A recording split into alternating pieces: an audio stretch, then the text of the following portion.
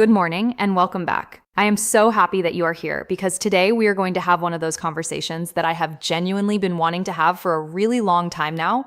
So, wherever you are, whatever you are doing, just get comfortable, get cozy, maybe grab your tea or your snack and just lock in with me because we are going to be talking about everything hormone health, PMOS, and just my entire journey from the beginning all the way to where I am now and everything in between. And I want to be really real with you today because I feel like there is so much information out there and so many people sharing bits and pieces of their journey, but not really going deep and not really giving you the full picture of what it actually takes and what it actually looks like from the inside. So that is what today is going to be. I also want to say that I have been getting so many messages and DMs from you guys asking me to do something like this, and I just feel like the timing could not be more perfect because there has been such a shift in the conversation around hormone health lately, and I think more women than ever are starting to realize that so many of the things they were told were just normal are actually symptoms of something that can be addressed and something that can be healed. And that is something that I am so passionate about because I lived that experience of being told that everything I was going through was just part of being a woman and just something I needed to accept, and I am here to tell you that is not the case.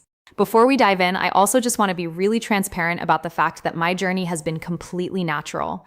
No medication, no GLP-1s, no peptides, no birth control to manage symptoms, nothing like that. I want to be clear about this, not to judge anyone who has gone a different route because everybody's body is different and every single person deserves to make the decision that is best for them and their health. I just want to be clear because I know how confusing it can be when you are watching someone share their transformation and you do not fully understand what got them there. So everything I am going to share today is what worked for me naturally, and it did take longer, and it was not always easy, but I have been able to maintain my progress for over 6 years now without any relapse in symptoms, and that to me is the most important thing. So we are going to get into all of it. I am going to share my symptoms, my diagnosis, the mistakes I made, what finally worked, how I maintain everything now, and I also got so many incredible questions from you guys on Instagram, so I am going to be weaving those in throughout because I think so many of them are questions that a lot of you have, and I just want to make sure we cover as much ground as possible today. So let us start at the very beginning because I think context is really important here. When I first started experiencing symptoms, I honestly did not connect the dots right away. It was not like one day everything was fine and then the next day everything was different.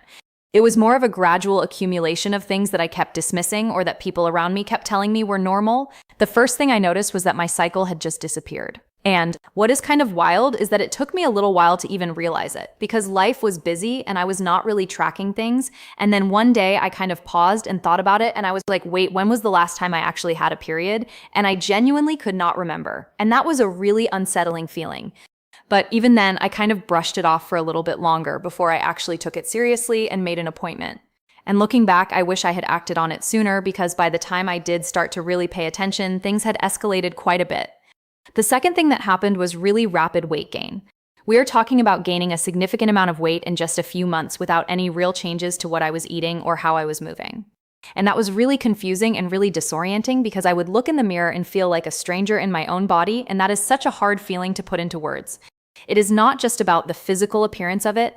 It is more about that feeling of being disconnected from yourself and feeling like your body is doing something that you do not understand and that you cannot control. And then on top of that, I was dealing with acne that was unlike anything I had experienced before, significant hair loss, fatigue that was so deep that no amount of sleep ever made me feel rested, and chronic bloating that was absolutely relentless. Like I would wake up bloated and I would go to bed bloated, and throughout the day, it would just get worse and worse to the point where my stomach felt almost hard and it was genuinely painful.